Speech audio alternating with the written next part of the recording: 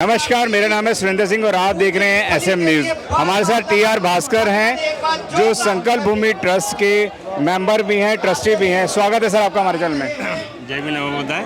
Sir, आगामी क्या योजना है? संकल्प भूमि के अंदर बहुत सारी कमियां लोग बता रहे हैं कि बाबा साहब की यहाँ पे बड़ी प्रतिमा क्यों नहीं है। क्या लगता है कब तक बड़ी प्रतिमा यहाँ पर आ जाएगी? क्या कहना चाहेंगे? आपका सही कहना है जी। हमने जो अथॉरिटी है जी, म्यूनसिपल कॉर्पोरेशन के कमिश्नर साहब जी, उनके यहाँ हमने प्रार्थना पत्र डाल दिया है जी, और उन्होंने वादा किया है कि यहाँ पर बड़ी बाबा साहब की प्रतिमा जल्दी ही लग जाएगी। जल्दी ही लग जाएगी जी हाँ। क्या लगता है कि मतलब आगामी अगले साल बाबा साहब की बड़ी प्रतिमा देखने को मिलेगी सबको? पक्का श्योर नेक्स्ट 2024 में संकल्प दिवस आएगा जी, तो आपको यहाँ पर प्रतिमा लगी हुई मिलेगी जी।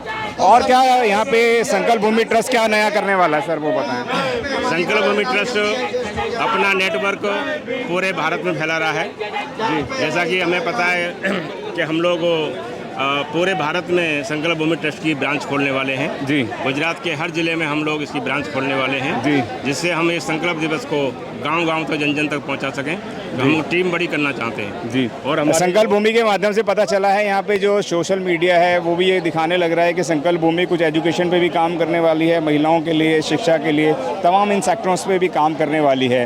क्या कहना चाहेंगे? जी हमारे जिस प्रकार से भारतीय बौद्ध महासभा के 10 उद्देश्य हैं, उसी प्रकार से हमारे जो आयुष्मान अनिल प्रथम साहब हैं जो अभी हमारे ट्रस्ट के अध्यक्ष हैं, डीजीपी हैं एट प्रेजेंट, तो उन्होंने 10 लक्ष्य निर्धारित किए हैं। कौन कौन से 10 लक्ष्य हैं? ये अपना सबसे पहले संकल्प भूमि का तो विकास करना ही है, उसके बाद एजुकेशन है और जो संस्थाएं हैं उनको जोड़ना है, और जो ज़रूरतमंद लोग हैं उनके लिए ऐसा प्लान है कि कोई न कोई ऐसा संकुल बनाया जाए, एक बड़ी किया जाए इस प्रकार से।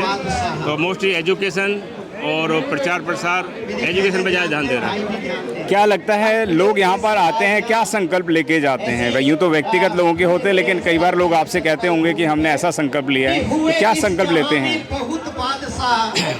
यहाँ पर जो लोग आते हैं बाबा साहब के अनुयायी, उन्हें संकल्प लेके ही जाना चाहिए, तभी बाबा साहब का मिशन पूरा हो सकता है। केवल सिर्फ बाबा साहब को श्रद्धा सुमन अर्पित करना और खाली आना, उससे काम नहीं चलेगा।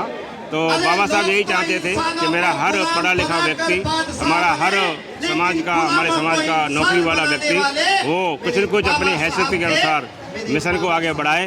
बाबा साहब ने यही कहा था कि इस कारवा को मैं बड़ी मेहनत के साथ लाया हूँ, और इस कारवा को अगर आगे ना बढ़ा सको तो पीछे न हटने देना। इसलिए हमें संकल्प लेके जाना चाहिए कि बाबा साहब ने जो बात हमको कही थी कि संकल्प को पीछे नहीं हटने देना है, मिशन को पीछे हटने देना है, तो हमें अपनी क्षमता से हर क्षेत्र में काम करना चाहिए। बाबा साहब ने संकल्प लिया तो आज बहुजनों के ऊपर, शरीरों के ऊपर कपड़े आ गए और उनको रहने की, बैठने की, उठने की आज़ादी भी मिली।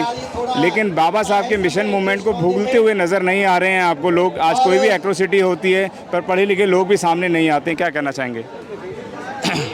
सही कह रहे हैं आप। जो है ये इसमें हम अपने को ही दोषी मानते हैं, क्योंकि ये हमारी ड्यूटी में आता है। 18 मार्च 1956 को आगरा में बाबा साहब ने कहा था कि मुझे पढ़े लिखे लोगों ने धोखा दिया, और मैं चाहता था कि मेरे पढ़े लिखे लोग जब विदेश से पढ़ के आएंगे और वो अपने समाज में पेगुआ सोसाइटी करेंगे। लेकिन बाबा साहब ने देखा कि जो लोग बाबा साहब ने वहाँ पढ़ने के लिए भेजे थे वो सब नौकरी करने लग गए या अपने बिजनेस करने लग गए। केवल एक ही व्यक्ति थे जो खोबरा गडे जी, जो उन्होंने काम किया बाबा साहब की तरह। तो इस प्रकार से बाबा साहब को ये दुख था।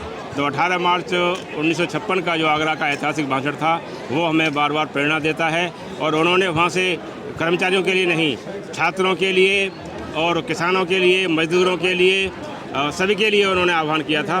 तो 18 मार्च 1956 का जो बाबा साहब का इंटरव्यू था उसे हमें याद करना चाहिए, उससे हमें प्रेरणा मिलती है और काम करना चाहिए। धन्यवाद सर आपका।